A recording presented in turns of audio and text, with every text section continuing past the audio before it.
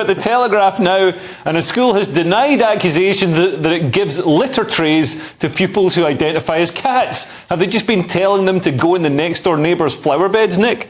Yeah, litter trays for pupils who identify as cats. It's not within a whisker of the truth, says school, and that's a pun there from the Telegraph. Great. And it's West Monmouth School in Pontypool, South Wales, and they're denying. It's one of these weird things where just denying it makes you sound silly. I'd like to take this opportunity to assure you that we do not and will not be planning on providing any litter trays at the school.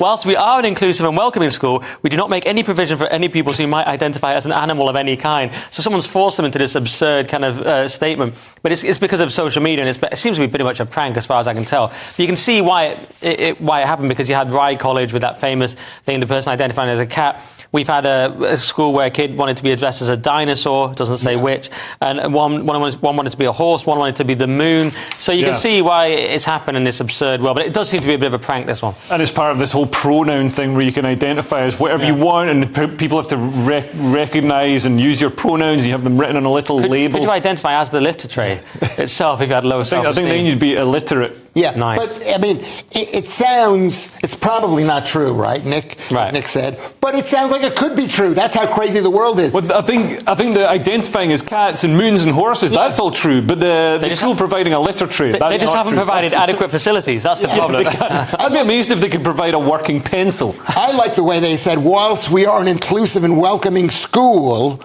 this kind of behavior is not acceptable at school. Yeah. Why? Where's the line? Yeah, why not? What about cats? I thought you said Cat you're people. inclusive. Yeah. Include the cat people. Yeah.